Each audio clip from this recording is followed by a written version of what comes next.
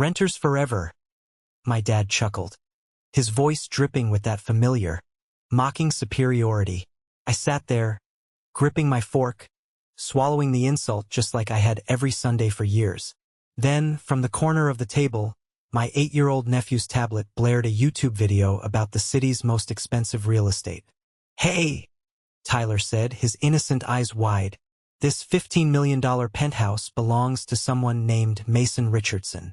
"Uncle Mason, isn't that you?" The entire dining room froze. My mom's silver fork clattered violently against her porcelain plate. The secret I had buried for years was out, and their reactions were about to change my life forever. "Thank you for being here. Please grab a warm glass of water, sit down, and listen to me tell the whole story. To understand why I let my own flesh and blood treat me like a second-class citizen in their home, you have to understand the dynamic of the Richardson family. We were a family obsessed with appearances, milestones, and most importantly, property. If you did not own a home, you were a failure. It was that simple. I was 31 years old, single, and supposedly scraping by in a cramped downtown apartment. That was the story they knew. That was the story I let them believe. The air in my parents' dining room that Sunday evening was thick with the smell of my mom's famous pot roast and the suffocating weight of judgment. My dad, Arthur, sat at the head of the mahogany table like a king presiding over his court. My older brother, Carter, the golden child of the family, sat to his right. Beside Carter was his wife, Jessica, who never missed an opportunity to remind everyone how perfect her life was. And then there was me, sitting near the bottom of the table next to my nephew, Tyler.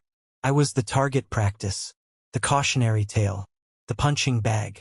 When Tyler's tablet echoed through the room, the sound cut through the heavy tension like a knife. The YouTuber's overly enthusiastic voice blasted from the tiny speakers, talking about custom marble countertops, panoramic city views, and private elevators. It was a video about the Meridian Tower, the newest, most exclusive residential building in the city. My heart completely stopped. I felt a cold drop of sweat slide down my spine.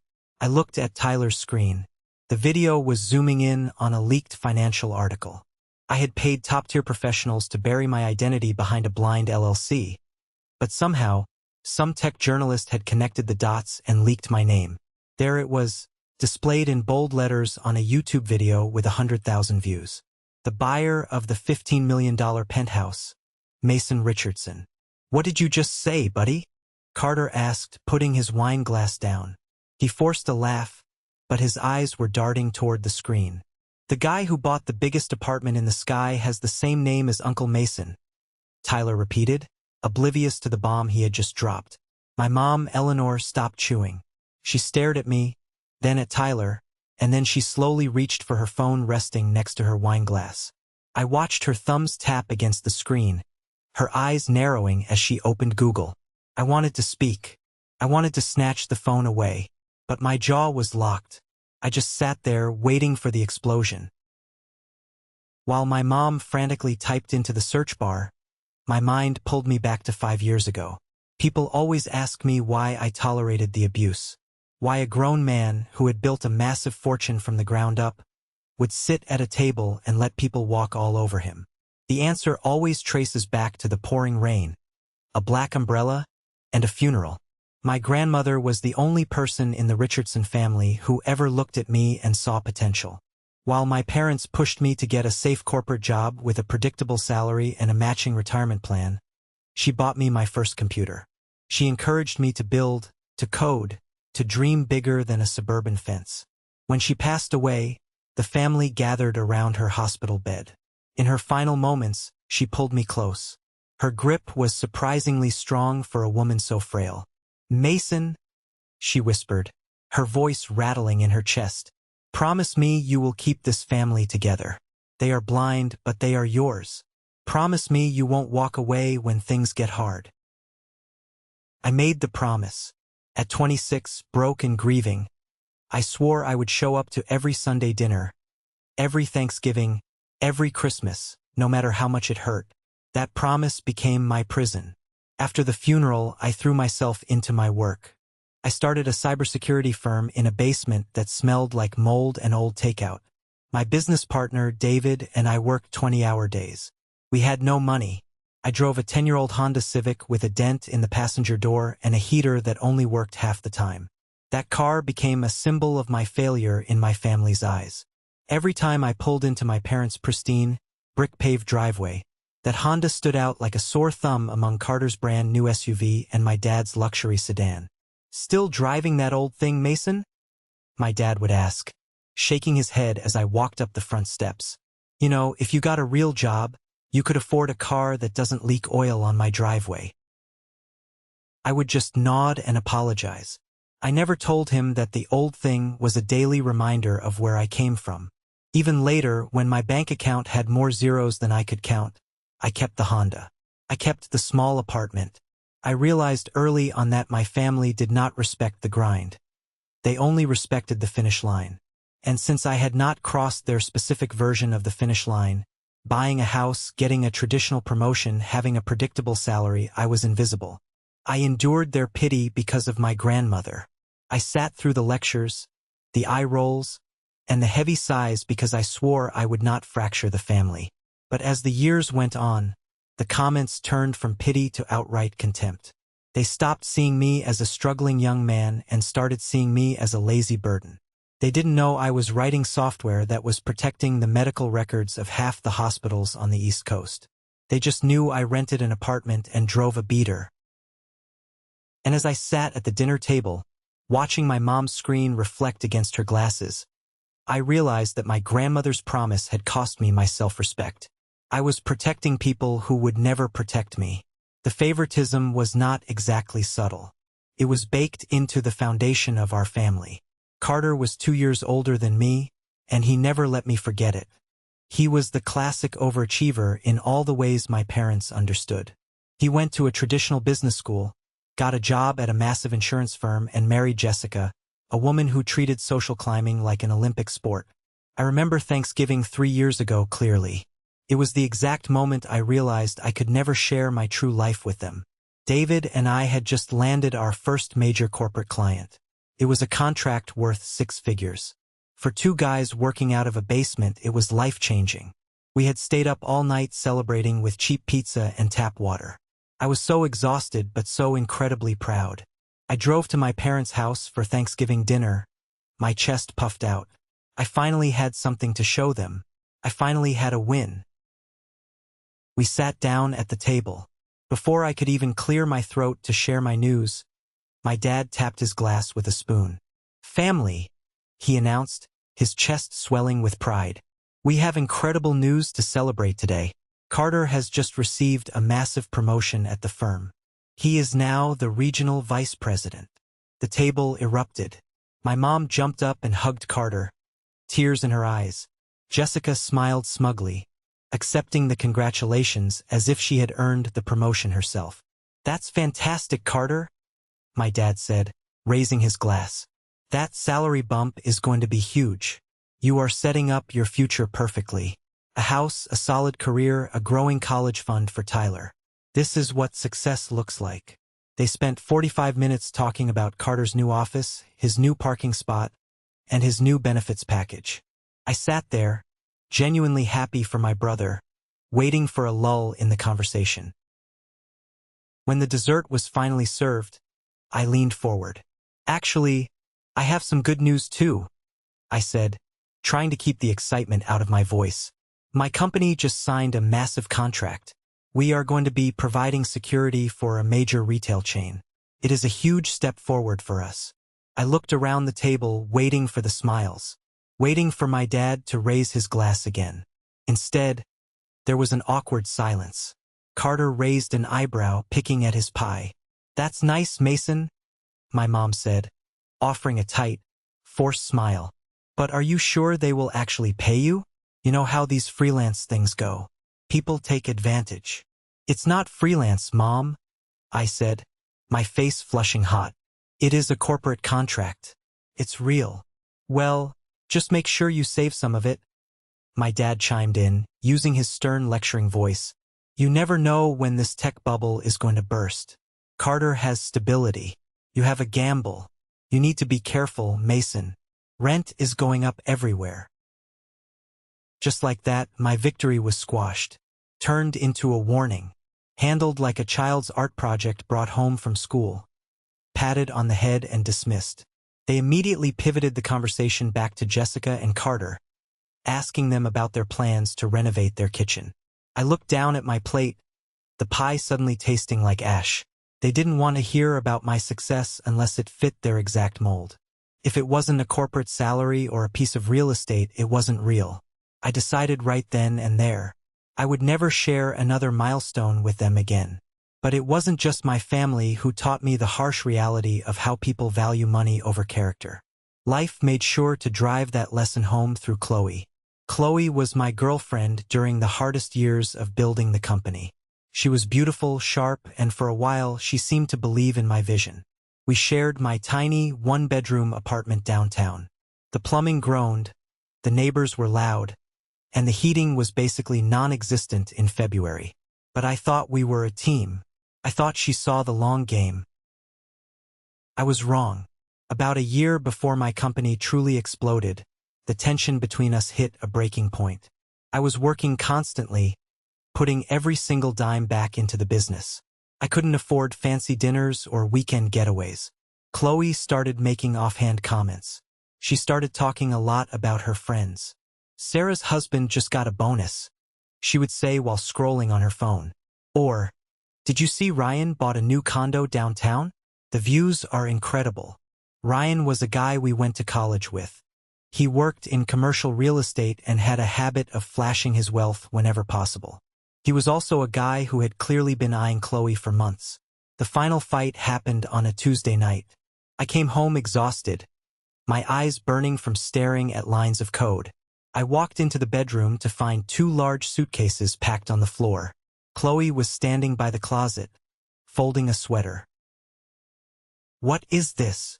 I asked, my voice suddenly very quiet. "I can't do this anymore, Mason," she said, not looking at me. "I am turning 30 next year. I am living in a shoebox. We have no savings, no property, no future. I need stability." "We are building a future," I pleaded, stepping closer. "The company is so close to a breakthrough, Chloe.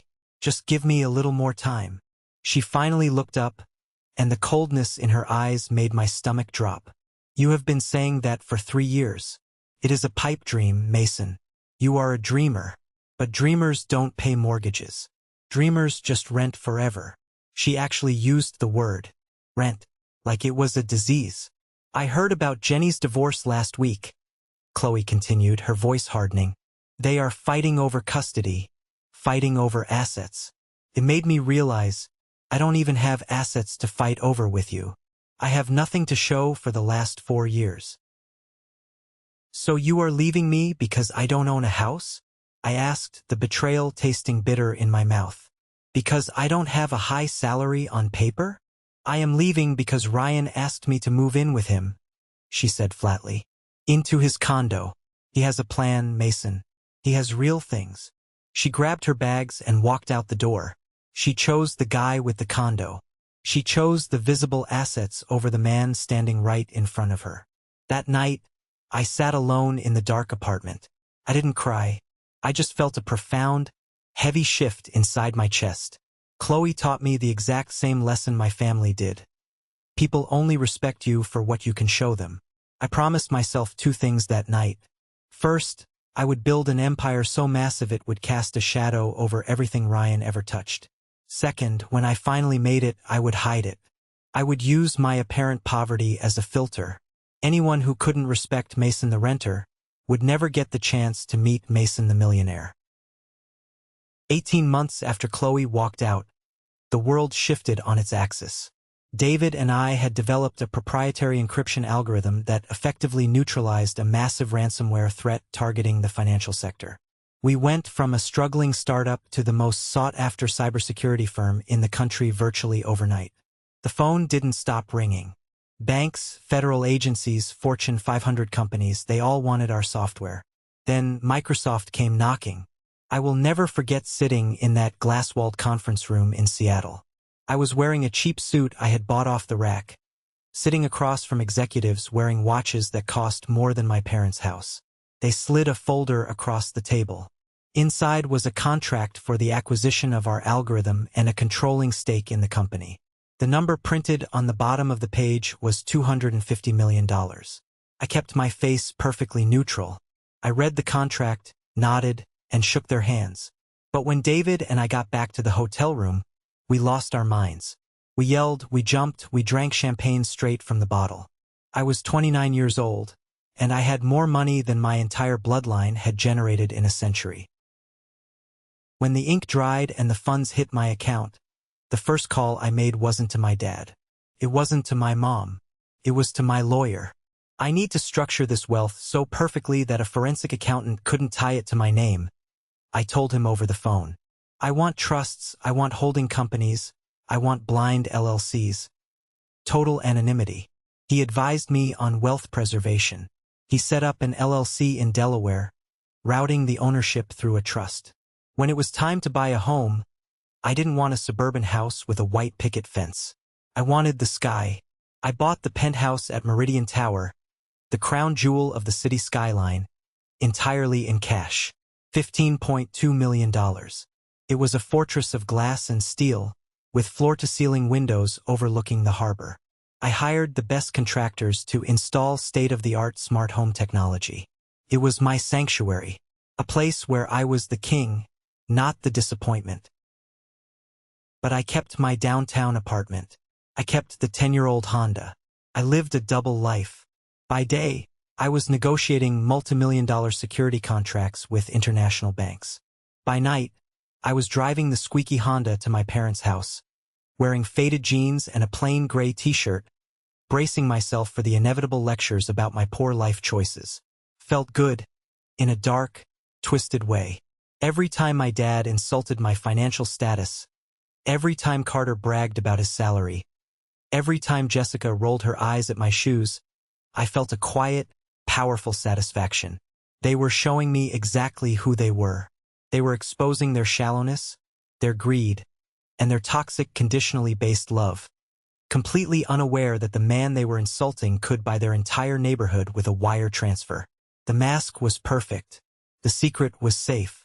Until some overzealous tech journalist decided to dig into the public records of the Microsoft acquisition, trace the registered agent of my holding company, and connect it to a high-end real estate transaction. Until that journalist published an obscure article that a flashy real estate YouTuber decided to use for his top 10 video. And until my 8-year-old nephew, bored out of his mind at a family dinner, decided to click play. Let's go back to that Sunday. Just a few hours before the dining room table became a war zone. I pulled my old Honda Civic up to the curb, a block away from my parents' house. I killed the engine and sat in the quiet car, the stale smell of old coffee and dust filling my lungs. My phone was pressed to my ear. I was finishing a call with Mr. Sterling, the CEO of a major international logistics firm. Mason, I have to tell you, the board is thrilled with the security audit your team ran. Mr. Sterling's deep, commanding voice came through the speaker.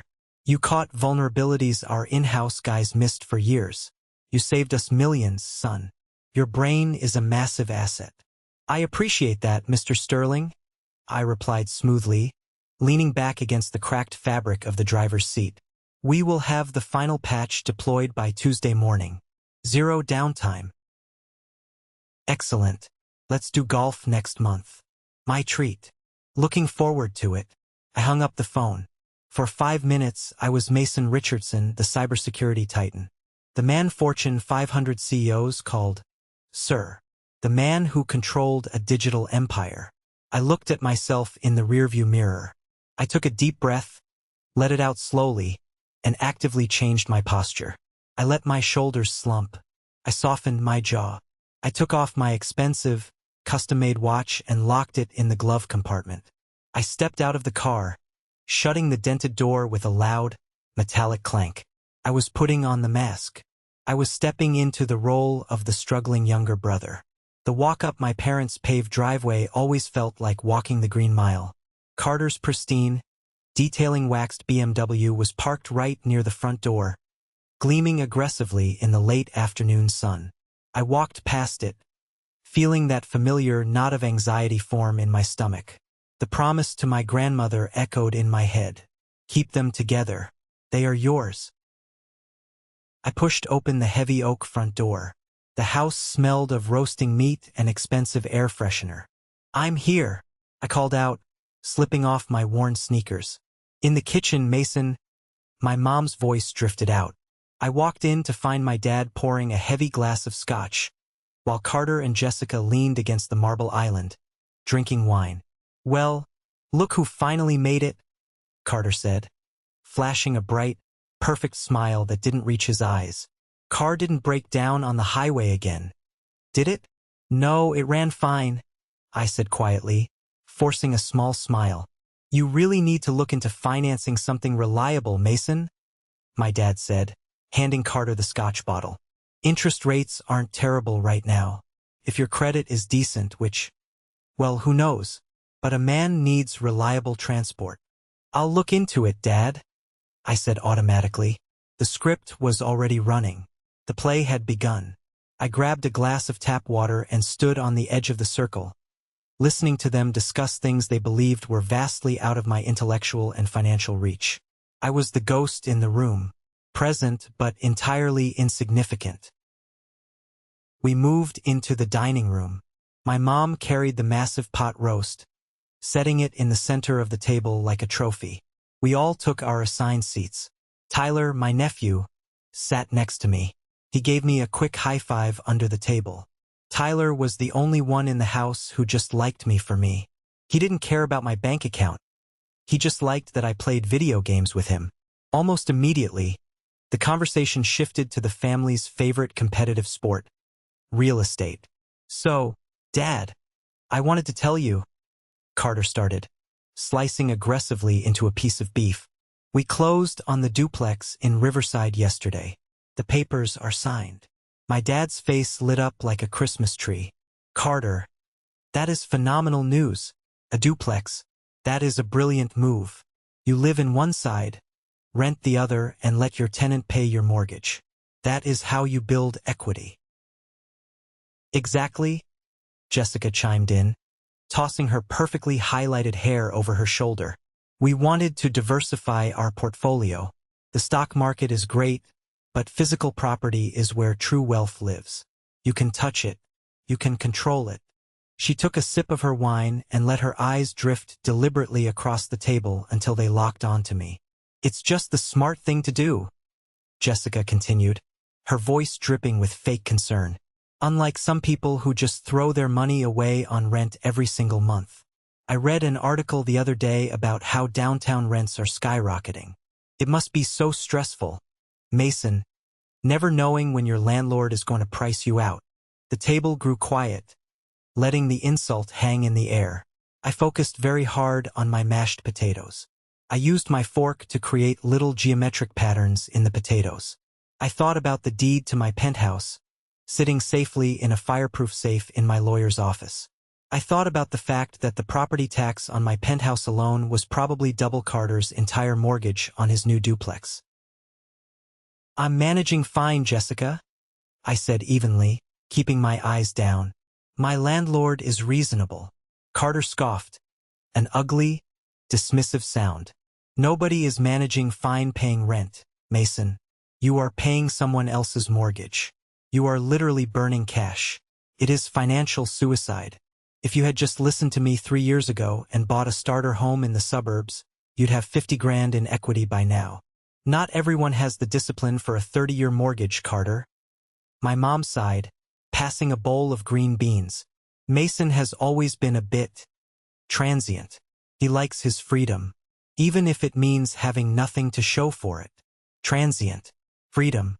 Nothing to show for it. The words were designed to hurt, and despite my armor, they still stung. They were talking to me like I was an irresponsible teenager who couldn't balance a checkbook. I felt the familiar urge to stand up, to pull out my phone, to show them the bank app that would make them all choke on their wine. But I didn't. I clenched my jaw. I remembered Chloe's face when she walked out. I remembered that they didn't actually care about my well-being. They cared about feeling superior to me. Revealing my wealth wouldn't make them respect me. It would just make them want a piece of it. So I stayed silent. I let them have their moment. Sensing blood in the water, my dad decided it was time for his grand sermon. He loved an audience, and he especially loved using me as the negative example in his life lessons. He set down his fork and wiped his mouth with a linen napkin, preparing to hold court. "You need to listen to your brother, Mason," my dad said, his voice dropping into that deep, authoritative register he used when he wanted to sound profound. "Real estate is the foundation of the American dream. It is about building generational wealth. It is about creating an inheritance for your children, like Tyler." He gestured to Tyler, who was busy pushing a piece of roast beef around his plate, completely ignoring the adults. "You see, an inheritance isn't just money," my dad continued, pointing his butter knife in my direction. "It is a legacy of hard work and smart choices. Carter is building a legacy. When I look at him, I see the future of this family. When I look at you—" He paused. He actually paused for dramatic effect. "I just see a guy paying off some stranger's retirement," he finished, shaking his head. "Renters forever, Mason. That is your path. You will wake up at 60 years old with a box full of rent receipts and nothing to leave behind. No property, no legacy, no respect. Renters forever." The phrase echoed in the dining room. Carter snickered softly. Jessica smiled into her wine glass. My mom looked at me with an expression of profound, tragic pity. A hot spike of pure, unfiltered anger shot through my chest. The disrespect was so casual, so deeply ingrained. They had absolutely no idea who was sitting at their table. They had no idea that I could buy the bank that held Carter's duplex mortgage. They had no idea that my legacy was already written in code that protected national infrastructure. I slowly placed my fork down on the plate. I took a slow breath, doing the mental math of my net worth. $250 million in liquid capital. A $15 million home. A growing portfolio of tech stocks. I recited the numbers in my head like a prayer, using them to anchor my temper. "I appreciate the advice, Dad," I said, my voice dangerously calm, devoid of any emotion. "I will keep it in mind. You always say that." My mom sighed, sounding exhausted by my very existence. "But you never take action. Sometimes I worry you are just going to drift through life entirely." I looked directly at her. "I'm not drifting, Mom. I know exactly where I am going." They took my calmness as submission. My dad went back to eating, satisfied that he had established the hierarchy once again. Carter leaned over to Jessica and whispered something that made her giggle. The heavy, oppressive atmosphere of the Sunday dinner settled back into its normal rhythm. They thought the execution was over. They thought they had successfully put me in my place. But they weren't paying attention to the end of the table. They weren't paying attention to the 8-year-old boy who was tired of the grown-up talk. Tyler hated the property lectures. He was 8.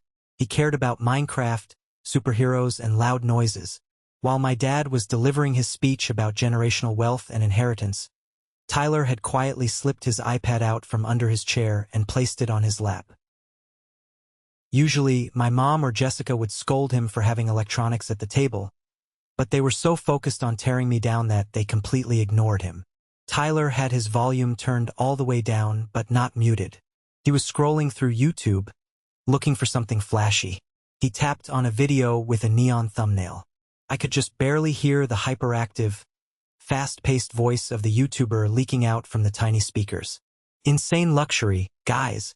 Today we are looking at the top 10 most expensive properties in the city. You won't believe the price tag on number 1. I glanced over at him. "Whatcha watching, Ty?" I whispered, grateful for any distraction from my family's smug faces. "Cool houses," Tyler whispered back, his eyes glued to the screen. "Look at this one, Uncle Mason. It has an indoor pool that looks like a cave." "That's awesome, buddy." I smiled, taking a sip of water. I turned my attention back to my plate, trying to block out Carter, who was now explaining the tax benefits of property depreciation to my dad. I let the drone of their voices wash over me. I was just waiting for the clock to hit 8 p.m. so I could politely excuse myself, get back in my Honda, and drive back to my real life. From the corner of my ear, I heard the YouTuber's voice shift in tone, getting louder and more dramatic as the video reached its climax. And finally, coming in at number 1, the absolute crown jewel of the city skyline. The Penthouse at Meridian Tower. This place just sold for a mind-bending $15.2 million. Guys in cash. It features wraparound floor-to-ceiling glass, a private elevator, and a smart home security system that is basically out of a spy movie. Tyler was leaning closer to the screen. Whoa, he breathed. $15 million. That's like 100 lifetimes of allowance. Yeah, that's a lot of money, I murmured, my brain suddenly snagging on the words. Meridian Tower, 15.2 million. Smart home security. A cold prickle of unease started at the base of my neck. What were the odds? It's a big city. There are other expensive penthouses. But then Tyler tapped the screen to pause the video. He squinted at the text displaying on the screen. The YouTuber was showing a screenshot of a financial blog, highlighting a specific paragraph. Tyler frowned, sounding out the words carefully. The buyer used a blind LLC, but leaked documents show the true owner is a tech CEO named. Tyler looked up from the screen. He looked at me, his eyes wide with innocent confusion. He looked around the table at the adults who had suddenly gone dead silent. He unpaused the video, and the YouTuber's voice rang out, loud and clear in the quiet dining room. The true owner is reported to be tech billionaire Mason Richardson. Talk about a massive flex. The silence that followed was absolute. It was the kind of silence that rings in your ears. It felt as though all the oxygen had been sucked out of the dining room in a single second. No one moved. Carter's fork was suspended halfway between his plate and his mouth. Jessica's wine glass was frozen just below her lips. My dad sat perfectly rigid, his brow furrowed in deep confusion. My mom was staring blankly at Tyler, trying to process the auditory anomaly that had just occurred. Tyler, completely unaware of the nuclear bomb he had just detonated, looked directly at me. "Hey, Uncle Mason," Tyler said, his voice bright and loud. "That guy has the exact same name as you, Mason Richardson, and he bought a $15 million house. Isn't that crazy?" My brain kicked into overdrive. Panic, pure adrenaline-fueled panic, flooded my veins. My carefully constructed double life, the shield I had spent years building to protect myself from these exact people, was collapsing in real time. It's a common name, Tyler," I stammered, my voice sounding thin and unnatural. "Just a coincidence." "Turn the volume down, buddy. We are at the dinner table." Carter let out a sharp, barking laugh. It sounded forced, nervous. "Yeah, Ty, turn that garbage off. Obviously, it's not Uncle Mason. Uncle Mason can barely afford his rent, let alone a $15 million penthouse. It's just some rich tech guy with the same name." "Actually," Tyler said, his brow furrowing as he looked back at the screen, proving once again that 8-year-olds have zero filter and impeccable reading comprehension. "The video says he owns a cybersecurity company, Richardson Software Solutions. Doesn't Uncle Mason work in computers?" The forced smile on Carter's face vanished instantly. The color began to drain from his cheeks. My dad leaned forward, his elbows resting heavily on the mahogany table. He looked at me, really looked at me, for the first time in years. "Mason," he said, his voice low and dangerous. "What is the boy talking about? What is Richardson Software Solutions?" "It's just a coincidence, Dad." I lied, my heart hammering against my ribs like a trapped bird. "Like Carter said, it's a common name. I just do consulting. Small-time stuff. It says here he sold part of it to Microsoft."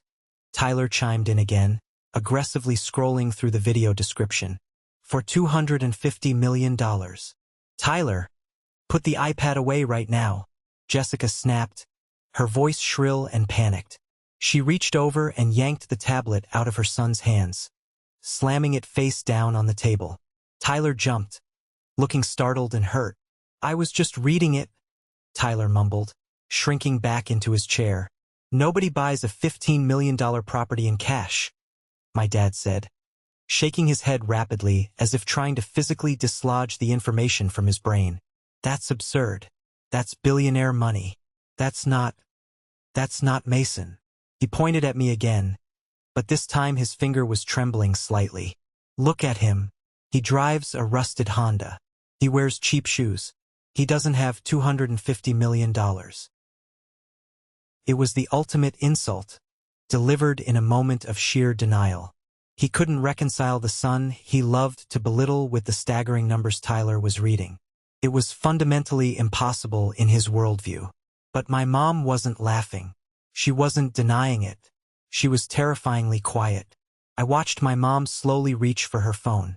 Her hand was shaking so badly she knocked over the salt shaker. It spilled across the polished wood, tiny white grains scattering like broken glass. She didn't even notice. "Mom, leave it alone," I said, my voice dropping an octave. A warning. "Put the phone down." She ignored me. She unlocked her screen, her thumb moving rapidly. "Eleanor, what are you doing?" my dad asked, his voice tight with rising anxiety. "Don't entertain this nonsense. It's an internet rumor. A mistake." "I am just looking," she whispered, her eyes glued to the glowing screen. The dining room felt like a pressure cooker. I could hear the antique grandfather clock ticking in the hallway. Tick, tock.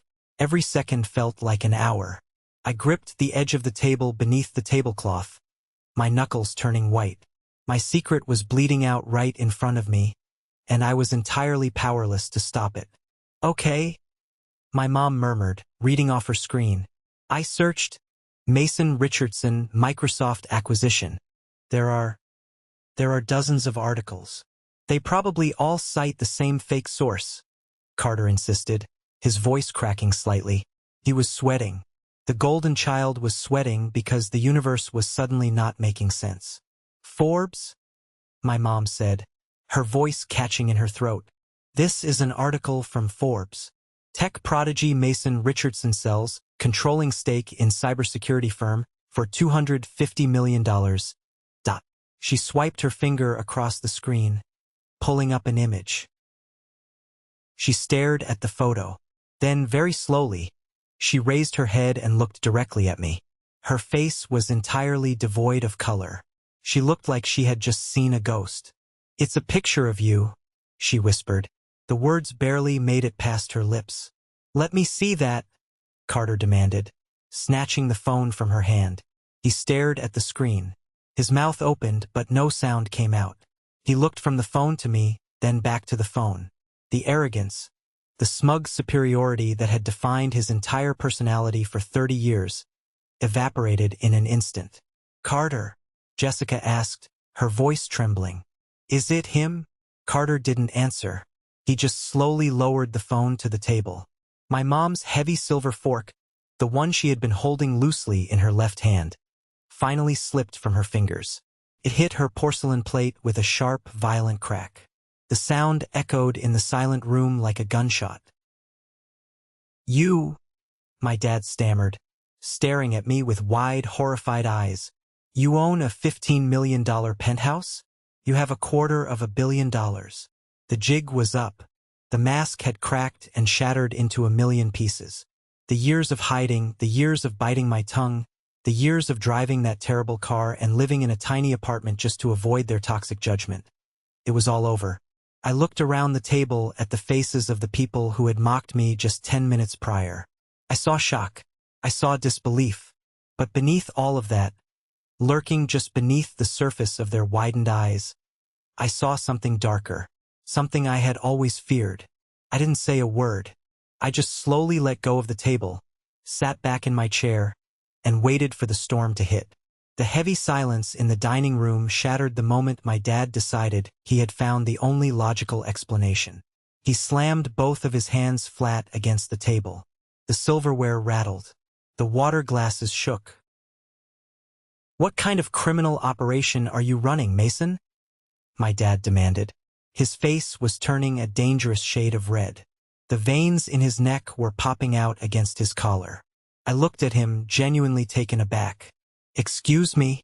Do not play dumb with me," he roared, pointing that same trembling finger right at my face. "People do not just wake up with $250 million. People who drive 10-year-old cars and rent cheap apartments do not buy $15 million penthouses in cash. You are laundering money, or you are running some kind of illegal scam on the internet. Who did you steal from, Mason?"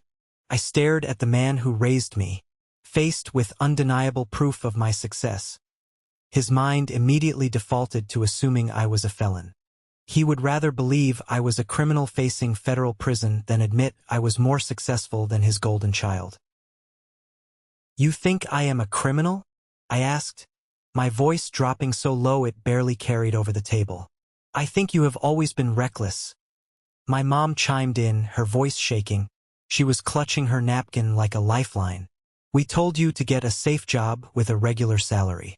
We told you to be practical. Now you have dragged this family's name into something dangerous. The FBI could be monitoring this house right now." Carter finally found his voice. "Mason, if you are in trouble, you need to call a lawyer immediately. You can't hide illicit funds in luxury real estate. They will seize everything. You are going to ruin all of us."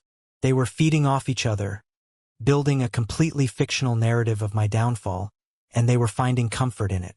It was easier for them to picture me in handcuffs than to picture me in a boardroom. That was the moment the final thread holding me to them snapped. The promise I made to my grandmother in that hospital room evaporated. I had kept the family together. I had shown up.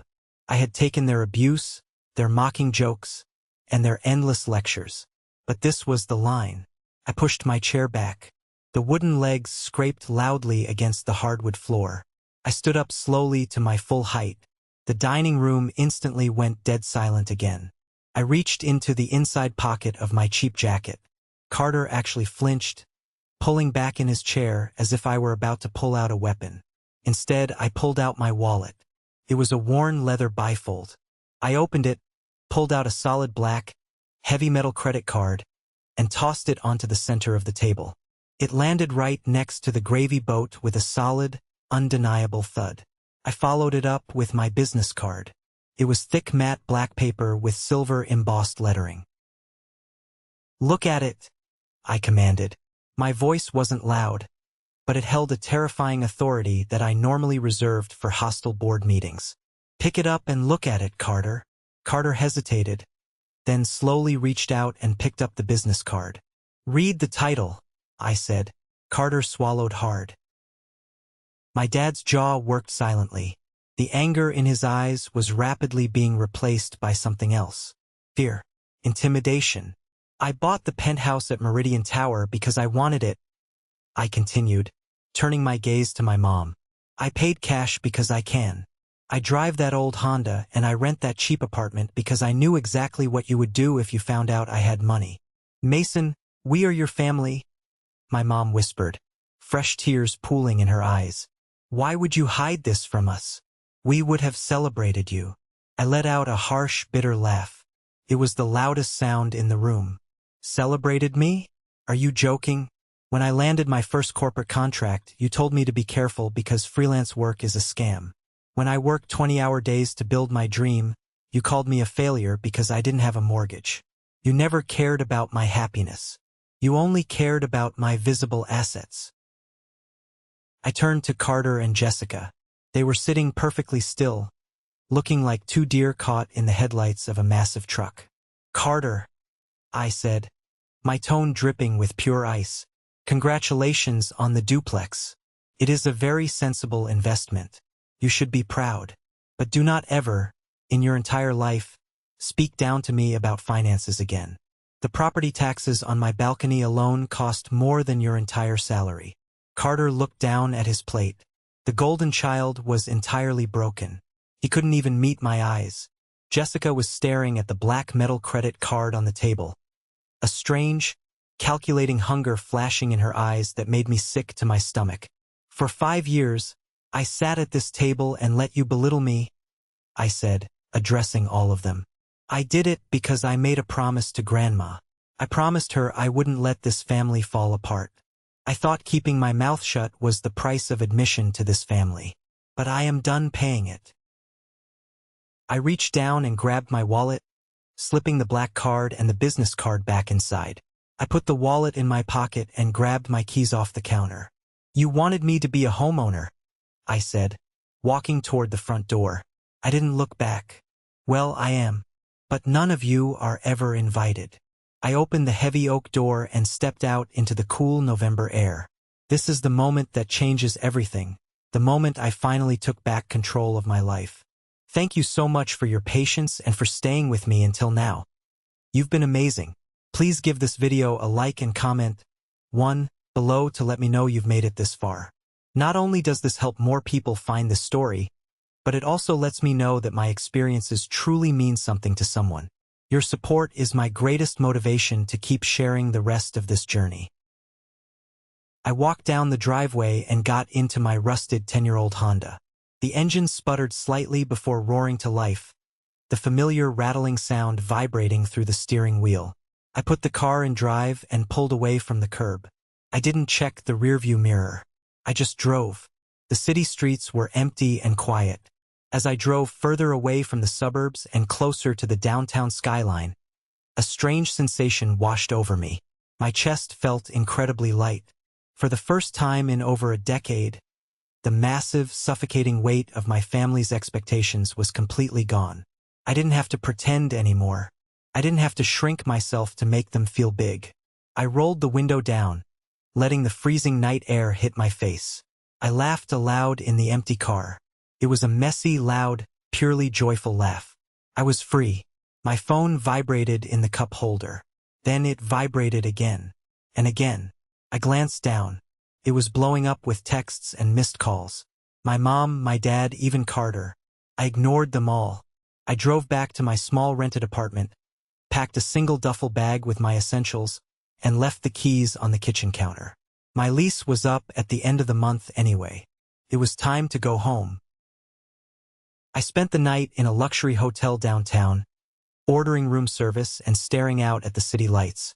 The next morning, I woke up, poured a cup of expensive coffee, and finally looked at my phone. The messages were exactly what I expected. The shock had worn off and the entitlement had set in. My mom had sent a massive paragraph at 2 a.m. Mason, I cannot believe you would deceive us like this. We are your parents. We sacrificed everything for you. To sit there and let us worry about your future while you are sitting on hundreds of millions of dollars is incredibly selfish. You know your father and I still owe a massive amount on this house. A good son would have shared his blessings. Call me immediately. I just shook my head. Not a single word of apology for calling me a failure. Not a single word of regret for accusing me of being a money launderer. Just immediate anger that I hadn't used my fortune to pay off their debts. Then, I opened a text from a number I rarely interacted with. It was from Jessica, my sister-in-law, the woman who, just yesterday, had mocked me for throwing my money away on rent. The text read, Hey Mason. Wow, last night was crazy. I always told Carter you were the smartest guy in the room. Listen, I have this amazing business idea for an upscale boutique. The bank is giving me a hard time with the loan. Since you have so much liquid capital right now, I was wondering if we could meet for coffee? I only need about $300K to get it off the ground. We are family, right? P.S. Please do not mention this to Carter, his pride gets in the way. I stared at Jessica's text, reading it 3 times just to make sure I wasn't hallucinating. The sheer, breathtaking audacity of this woman. Less than 12 hours ago, she was treating me like dirt on the bottom of her designer shoes. Now, she was sliding into my messages, asking for $300,000 and calling me the smartest guy in the room. It was the ultimate vindication. Any lingering guilt I felt about hiding my success vanished completely in that hotel room.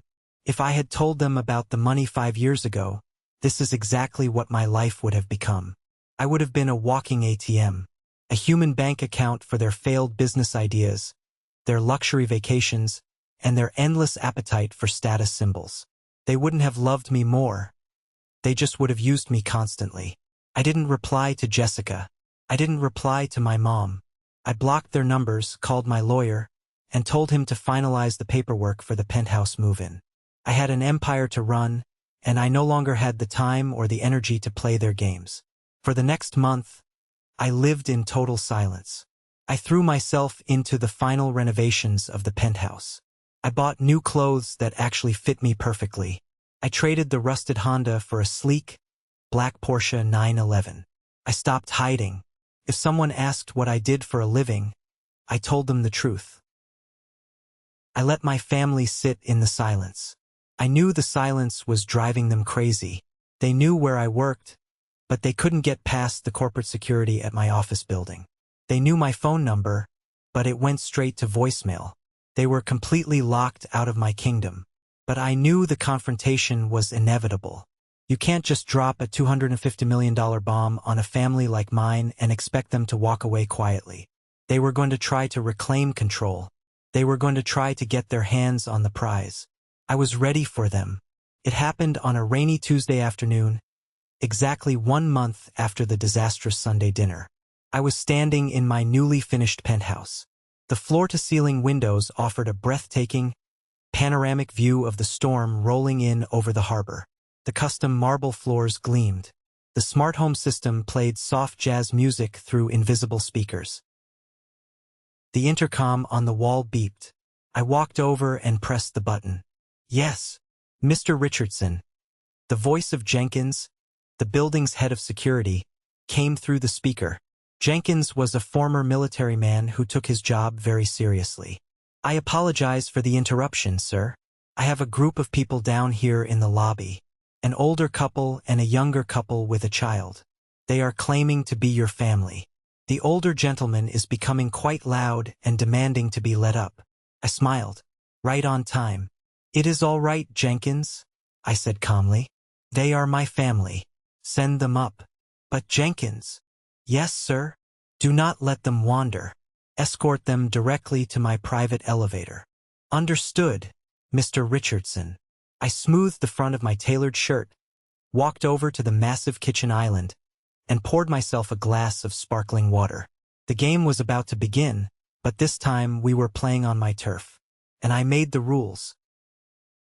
The private elevator doors opened with a soft, expensive chime directly into my foyer. I stood by the kitchen island, watching as my family stepped out. The transformation in their body language was entirely fascinating.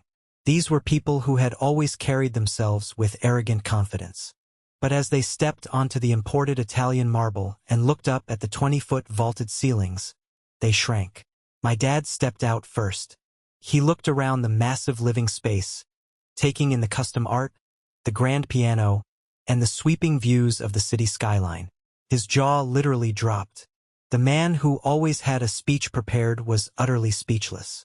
My mom followed closely behind, gripping her purse with both hands like a shield. Carter and Jessica stepped out last, pulling young Tyler by the hand. Carter looked physically ill. The duplex he was so incredibly proud of could probably fit entirely inside my living room. Jessica's eyes were darting everywhere, calculating the cost of every single piece of furniture. Only Tyler looked happy. "Whoa!" he yelled, his voice echoing in the massive space. "Uncle Mason, your house is like a spaceship." "Hey, buddy." I smiled warmly at him. "Glad you like it." I didn't offer them a drink. I didn't invite them to sit down on the custom leather sofas. I just stood there waiting for them to speak. My dad finally found his voice. He tried to puff out his chest, attempting to reclaim the role of the dominant patriarch. "Well, Mason, it is very hard to get a hold of you these days. We had to come down here and deal with your security guards just to see our own son." "I have been busy, Dad," I replied, taking a slow sip of my water. "Running a global company takes a lot of time. We need to talk about what happened," my mom said, stepping forward. She put on her best wounded mother face. "You walked out on us. You blocked our numbers. We have been sick with worry. We are family, Mason. Family does not keep secrets like this." "You weren't sick with worry, Mom," I said flatly, refusing to play into the guilt trip. You were angry that you couldn't control me anymore. You were angry that I didn't pay off your house. We raised you, my dad barked, his face flushing red again. We put a roof over your head. If you have this kind of money, the respectable thing to do is make sure your parents are taken care of. Your mother wants to renovate the kitchen, and Carter has a massive mortgage on that new property. You could clear all our debts with the stroke of a pen and not even notice it. There it was. The demand. Stripped of all the fake concern, it always came down to the cash. I nodded slowly. I could write a check right now that would pay off this entire family's debt. But I won't. Carter finally spoke up, his voice tight with bitter jealousy. So you are just going to hoard it? You are going to live up here in this glass tower and watch your family struggle. You aren't struggling, Carter? I shot back, locking eyes with my older brother. You make a great salary. You bought a duplex. Remember? You are building generational wealth. You don't need my money. Carter opened his mouth to argue, but nothing came out. I had trapped him with his own arrogant words. Listen to me very carefully, I said, my voice echoing slightly in the large room. I looked at each of them in turn. For my entire adult life, you told me I was a failure. You mocked my car, you mocked my apartment, you mocked my career. You made it abundantly clear that my value as a human being was tied directly to my physical assets. I put my glass down on the marble counter. The sharp click made them all jump. Well, now I have the assets, I continued. But the rules haven't changed. I am the exact same man I was 5 years ago when I was eating instant noodles in a basement. The only difference is the bank account. If you couldn't respect me then, you do not get to profit off me now. Mason, please, Jessica interrupted, stepping forward with a desperate, pleading smile. We made mistakes. We admit that, but we can start over. Carter and I were talking, and we really think a small family loan could. Jessica. I cut her off instantly. If you finish that sentence, I will have Jenkins escort you out of this building immediately. There will be no business loans. There will be no mortgages paid. I am not your bank. I am not your safety net for bad financial decisions. The absolute finality in my voice shut her down completely. She stepped back behind Carter, her face pale. Are you cutting us out? My mom asked, her voice cracking for real this time. She finally realized the power dynamic had permanently shifted. She had zero leverage. I am not cutting you out, I replied, softening my tone just a fraction. If someone gets sick, I will pay the hospital bills. If there is a true emergency, I will be there. But the Sunday dinners where you tear me down for sport are over. The lectures are over. You are welcome to be part of my life, but it will be on my terms. With absolute respect. My dad looked down at his shoes. He looked old. The realization that he could no longer dominate his youngest son had physically deflated him. Suddenly, Tyler broke the tension. He ran across the room and wrapped his arms around my waist, hugging me tight. The video said your company stops bad guys from hacking hospitals, Tyler said, looking up at me with massive, hero-worshipping eyes. Are you a superhero, Uncle Mason? I looked down at my nephew. He was the only innocent person in the room. He didn't care about the marble floors or the bank accounts. He just thought his uncle was cool. I knelt down so I was eye level with him. I'm just a guy who likes computers, Ty. But I do try to help people. I looked up at Carter and Jessica. There is one check I will write. I spoke with my lawyer yesterday. I am setting up an independent trust for Tyler's college fund. It is fully funded. Whatever university he wants to go to, anywhere in the world, it is paid for. Carter's eyes widened. Jessica gasped. But, I added, holding up a finger, my voice turning to steel. The trust is managed completely by my legal team. Neither of you will have access to a single penny of it. It is for his education, and his education only. They didn't argue. They couldn't. I had just secured their son's future, and I had done it in a way that completely bypassed their control. Thank you, Uncle Mason. Tyler cheered, hugging my neck. You're welcome, buddy. I smiled, hugging him back. I stood back up and looked at my parents and my brother. The silence in the penthouse was heavy, but it wasn't toxic anymore. It was the silence of a battle that had been fought and definitively won. "Jenkins is waiting in the lobby," I said gently, pointing toward the private elevator. "Drive safe." They filed onto the elevator in silence. My dad didn't look at me. Carter kept his eyes on the floor. My mom gave me a hesitant, small wave before the stainless steel doors slid shut, sealing them away. I stood alone in the foyer for a moment, listening to the soft hum of the elevator descending. Then, I walked across the massive living room, opened the heavy glass doors, and stepped out onto the wraparound terrace. The storm had passed, leaving the evening air crisp and clean. The city stretched out below me, a sprawling ocean of glittering lights. I leaned against the glass railing and took a deep breath. For years, I thought having money meant I had to prove something to the people who doubted me. I thought the ultimate victory would be rubbing their noses in my success. But standing there, looking down at the world, I realized the truth. True wealth isn't about buying a $15 million penthouse. It isn't about driving a Porsche or wearing custom suits. True wealth is the absolute freedom to choose who gets to sit at your table. It is the power to draw a line in the sand and say, "You are not allowed to cross this." I didn't hate my family. I didn't want to see them suffer. But I no longer needed their validation to survive. The little boy who craved his dad's approval was gone. The young man who let his brother insult him just to keep the peace was gone. In their place was a man who knew exactly what he was worth. And my worth was never defined by the car I drove or the property I owned. It was defined by my mind, my resilience, and my refusal to let toxic people dictate my reality. I stayed on the balcony for a long time, watching the headlights move along the highway in the distance. I was finally home. Thank you for sticking around and listening to my story.